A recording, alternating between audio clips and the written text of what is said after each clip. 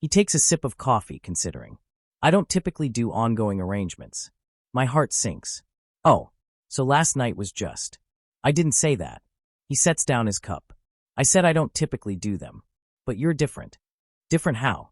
I don't know yet. But I'd like to find out. He pauses. If you want to continue this, we can. But the rules stay the same. Discretion at work, no expectations of romance, and clear communication. I can do that. Can you? He studies me carefully. Because you stayed last night. You didn't go home. You were the one who pulled me against you, I point out. True. A small smile tugs at his lips. Maybe I'm the one who needs to be careful. Something warm blooms in my chest at that admission. Maybe this isn't just one-sided. Maybe he feels something too, even if he won't admit it. But I don't push. Instead, I just nod. So we'll see each other again? If you want to. I do. Then we will. He comes around the island, stopping in front of me. But C1. Yeah. Don't fall in love with me. I'm not capable of giving you what you want. It's a warning and a plea, and it breaks my heart a little. But I nod anyway, agreeing to a promise I already know I can't keep. Because the truth is, I'm already halfway in love with him. And despite his warnings, despite the rules, despite everything telling me this is a terrible idea, I'm going to fall the rest of the way. Monday arrives with a strange mixture of normalcy and surrealism. I go to work like always, take the same elevator, sit at the same desk. Min-jae greets me with his usual cheerfulness, completely unaware that my entire world has shifted on its axis. Everything looks the same, but nothing feels the same. Because I know what Nam-chi looks like without his armor. I know what he sounds like when he's lost in pleasure. I know the way his hands feel on my skin. And no one else in this building has any idea. You're doing it again, Min-jae says, waving a hand in front of my face. Doing what? That glazed look. Are you okay? You've been weird for weeks now. I'm fine, I lie. Just tired. You're always tired lately. Are you sick? Should you see a doctor? No, I'm cut off by the sudden appearance of Nam-chi, striding through the office with his usual entourage of executives. He's every inch the CEO today. Immaculate suit, perfect hair, expression cold and controlled. As he passes our section, his eyes flick toward me for just a fraction of a second. It's so brief that anyone else would miss it, but I catch it. And in that momentary glance, I see acknowledgement, heat, memory. Then he's past us, disappearing into his office, and it's like it never happened. Earth to C1? Min-jae is staring at me with concern. Sorry, what? I said, are you coming to lunch with everyone? Oh, yeah, sure. The day passes in a blur of work and distraction. I catch myself checking my phone constantly, wondering if Nam-chi will text, but nothing comes.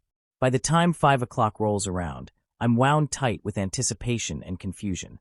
Did Saturday night mean nothing to him? Is this how it's going to be? Radio silence except when he wants something? I'm packing up my things when my phone finally buzzes. My place. Tomorrow at 8. Don't eat dinner. My heart does a complicated flip. It's not exactly romantic, but it's something. I'll be there, I reply. Good boy.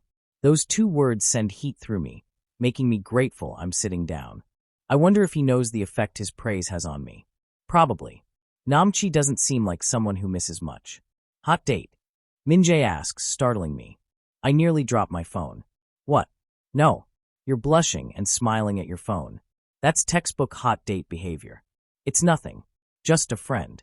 A friend who makes you blush like that? C1, are you dating someone? No. I mean, sort of. It's complicated. Min-jae's eyes light up with interest. Complicated how? Tell me everything. There's nothing to tell. It's new and undefined, and I don't want to jinx it by talking about it. Fine, be mysterious. He grins. But I'm happy for you. You deserve something good. If only he knew. Tuesday evening finds me once again standing in Nam-chi's penthouse, though this time I'm slightly less nervous. Slightly. He greets me wearing dark jeans and a simple black t-shirt, somehow looking just as commanding as he does in a suit. There's a spread of food on the dining table, proper Korean dishes, clearly ordered from somewhere expensive. You said not to eat, I observe. Because I ordered food. He gestures to the table. I thought we should eat first. More civilized than last time. It's surprisingly thoughtful, and I find myself smiling. Civilized. Is that what we're going for? Would you prefer uncivilized? I wouldn't be opposed. Something hot flashes in his eyes. Behave, or dinner will get cold. We eat, and it's strange how normal it feels. We talk about work, carefully avoiding anything too personal, but it's still conversation, still connection. I learned that Namchi prefers action films to dramas, that he studied abroad in the US, that he has a younger sister he rarely sees. Small details, but I collect them greedily, hoarding every piece of information like treasure. "You're doing it again," he says suddenly. "Doing what?" Looking at me like that. "Like what?" "Like you're trying to figure me out. Solve me like a puzzle." "Maybe I am. You won't succeed. I'm not a puzzle that needs solving." "Everyone is," I counter. "Everyone has their reasons for being the way they are." He sets down his chopsticks. "And what do you think my reasons are?" "I don't know yet, but I'd like to find out." "That's not part of the arrangement." "Maybe it should be." We stare at each other across the table, tension crackling between us. Finally, Namchi stands. "Come here." I go to him immediately, drawn like a magnet. He pulls me into a kiss that's somehow different from before, less desperate, more thorough. Like he's taking his time to explore, to learn me. "Bedroom," he murmurs against my lips. The rest of the evening unfolds in a haze of pleasure and intensity. He pushes me further this time, testing my limits, and I surrender to all of it. Every touch, every command, every moment of vulnerability. Afterward, we lie tangled together in his sheets, and I trace idle patterns on his chest. "Can I ask you something?" I venture. "That depends on the question." "Why me?" He's quiet for a long moment. "What do you mean?" "You could have anyone. You're successful, attractive, powerful. Why agree to this with me?" "I told you. You intrigue me." "That's not a real answer." He sighs. "Fine. You want honesty?" You looked at me like I was human. Not a CEO, not a means to an end, not a stepping stone for your career. Just human. Do you know how rare that is? The admission catches me off guard. I didn't realize. Most people want something from me. Access, connections, money, power. But when you looked at me, you just seemed to see me. Even if it was just a crush, it felt real. Genuine. "It is real," I say softly. "I know. That's the problem." "Why is that a problem?" "Because—" He stops himself, shaking his head. "Never mind. We should sleep." He's closing himself off again, pulling back from whatever truth he almost shared. I want to push, want to dig deeper, but I know it won't work. Namchi only reveals what he wants to reveal, when he wants to reveal it. So I just settle against him, accepting whatever scraps of intimacy he's willing to offer. The pattern continues over the following weeks. We meet 2, sometimes 3 times a week, always at his place. The sex is incredible, intense, everything I fantasized about and more. But it's the other moments I find myself treasuring more. The conversations over dinner, the quiet mornings when I wake in his arms, the rare smiles he gives me when he thinks I'm not paying attention. At work, we're perfect professionals. No one suspects anything. Namchi treats me exactly the same as he treats every other employee, with polite distance and zero favoritism. If anything, he's slightly harder on my department, as if overcompensating to avoid the appearance of bias. But then I'll catch him looking at me during a meeting, or he'll brush past me in the hallway, and I'll remember what those hands feel like on my skin. It's intoxicating and frustrating in equal measure. "You seem happy lately," Minjae observes one afternoon. "The mystery relationship must be going well." "It's not a relationship," I correct automatically. "Then what is it?" "I don't know. An arrangement? A situation?" That sounds depressingly clinical. Does this person make you happy?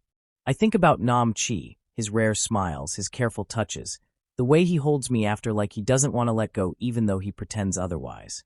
"Yes," I admit. "Very happy." "Then who cares what you call it?" Minjae shrugs. "Labels are overrated anyway." I wish I could believe that.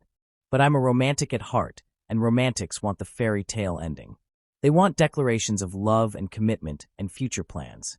They want the label, the relationship, the guarantee that this isn't temporary. And Namchi has made it clear he can't offer any of that. But still I stay.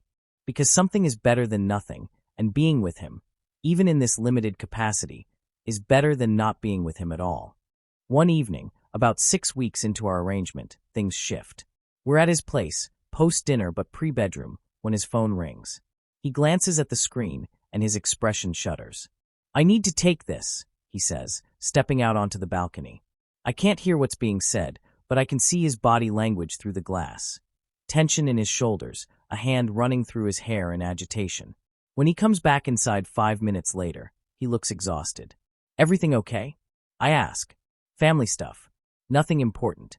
If it's nothing important, why do you look like you want to punch something? He gives me a sharp look. Don't push, C1. I'm not pushing. I'm asking because I care. Well, don't. The words are harsh, meant to create distance. They succeed. I stand up, grabbing my jacket. Maybe I should go. C1. No, it's fine. You clearly need space, and I'm not. I stop myself. This is all we have, right? Physical. So if that's not happening tonight, there's no reason for me to be here. It comes out more bitter than I intended, revealing feelings I've been trying to keep hidden. Namchi's expression shifts to something that might be regret. That's not what I meant, he says quietly. Then what did you mean? I meant. He stops, seeming to struggle with words. I meant that I don't know how to do this. The talking, the sharing, the emotional intimacy. I'm not good at it. You don't have to be good at it. You just have to try. What if I don't want to try? The question hangs in the air between us, painful and honest. Then I guess I really should go, I say softly. I make it to the elevator before he catches up to me, his hand on my arm stopping me from pressing the button. Stay, he says. Please. It's the please that does it. Namchi doesn't beg, doesn't plead. The fact that he's doing so now means something. Then talk to me, I counter. Really talk to me. Not about work or safe topics. About whatever that phone call was about. He's silent for a long moment, warring with himself. Finally, he sighs. My sister is getting married. My mother called to tell me I'm expected to attend and bring a date. He laughs bitterly. A female date, specifically. She made that very clear. Understanding dawns. Your family doesn't know you're gay. They know. They just don't accept it. My father died hoping I'd grow out of it. And my mother maintains a careful fiction that I'm just career-focused and haven't found the right woman yet. That must be exhausting. It is. But it's easier than the alternative. Which is being disowned. Losing everything I've built. My father founded Nam Enterprises, and there are board members who already question my leadership. If they had ammunition like my sexuality to use against me. He shakes his head. It's not worth the risk. My heart aches for him. For the weight he carries, the isolation he maintains. I'm sorry. That's not fair. Life's not fair. We've established this. Are you going to go? To the wedding? I have to. She's my sister, and despite everything, I love her. So I'll go, and I'll smile, and I'll pretend to be the perfect eldest son for a few hours. What about the date? I'll make an excuse. Or bring someone from work as a colleague. I've done it before. An idea forms, dangerous and probably stupid. You could bring me. He stares at me. What? As a colleague. You said you've done it before. I could be your plus one. C1, that's a terrible idea. Why? No one at your family's wedding would know we work together beyond what you tell them. And it would give you an excuse not to bring some random woman. My family would read into it. Let them. You said they don't accept you anyway. What difference does it make? He studies me for a long moment, and I can see him considering it, weighing the risks. This arrangement is supposed to be separate from real life, he finally says. Bringing you to a family event crosses that line. Maybe it's time to blur some lines. C1. I'm not asking to be introduced as your boyfriend. I clarify, even though the word makes my heart ache. I'm offering to help you get through what sounds like a difficult situation. As, whatever we are to each other. He closes his eyes briefly, and when he opens them, there's something vulnerable there that I rarely see. You do that? Subject yourself to my family's judgment and questions and thinly veiled disapproval. If it helps you, yes. Why? Because I love you. Because I'd do anything for you. Because even though this is supposed to be just physical, you've become so much more to me. But I can't say any of that. So instead I just say, because you asked me to stay. Something in his expression cracks, just a little. He pulls me into a kiss that's different from all the others.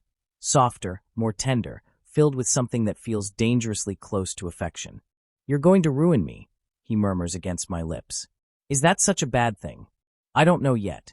We go back inside, and that night is different too. Slower, more intimate, like we're both acknowledging that something has shifted between us.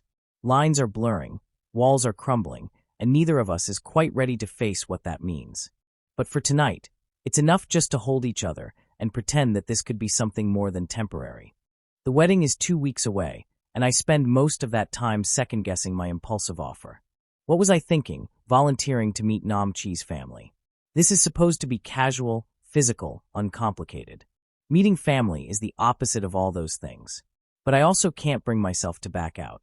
Every time I think about calling it off, I remember the vulnerability in Namchi's eyes when he talked about his family, and I know I can't abandon him. So let me get this straight. Min-jae says when I finally break down and tell him, "You're going to a wedding with your mystery person?" "Yes." "And meeting their family?" "Yes." "But it's still not a relationship?" "It's complicated. Everything with you is complicated lately." Min-jae shakes his head. "This person better be worth all this emotional gymnastics." "They are," I say quietly. "And they are. Namchi is worth all of it. The secrecy, the uncertainty, the constant battle between my head and my heart. Even if this all ends tomorrow, he'll have been worth it." The night before the wedding, Namchi texts me. "Still willing to do this tomorrow?" "Of course. Did you think I'd back out?" The thought crossed my mind. I don't break my promises. There's a long pause before his next message. "Thank you. I mean that. You don't have to thank me." "I know. But I want to." Another pause then. "Stay at my place tonight. We'll drive together in the morning." It's a practical suggestion, but it feels like more. Like he wants the comfort of my presence before facing his family. When I arrive at his penthouse, he's pacing the living room, more agitated than I've ever seen him. His perfect composure is fractured, revealing the anxiety underneath. "Hey," I say softly. "It's going to be okay. You don't know my family." "No, but I know you. And you're strong enough to handle this." He stops pacing, turning to look at me. "How are you so calm?"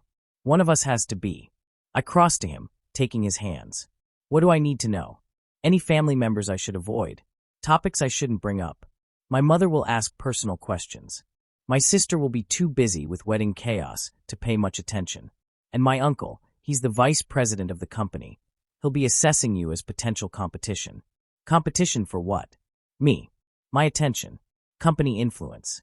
He sighs. "Everyone in my family sees relationships as transactions. Love isn't a factor, only utility." That sounds exhausting. It is. I squeeze his hands. "Then we'll get through tomorrow, and then you can come back here and forget about all of them." "Will you stay?" "After." The question catches me off guard. "If you want me to." "I do." We end up on the couch, my head on his shoulder, his fingers running through my hair. It's domestic and comfortable, and everything our arrangement isn't supposed to be. But neither of us mentions it. C1. Whatever happens tomorrow, don't let them make you feel small. My family has a way of doing that to people. I can handle it. I know you can. He pauses. "I don't want them to hurt you." My heart swells at the protectiveness in his voice. "I'll be fine. I promise." We stay like that for a long time, neither of us willing to break the spell. Eventually, we move to the bedroom, but that night is less about passion and more about comfort. Holding each other close, stealing kisses in the darkness, existing in a bubble where the outside world can't reach us.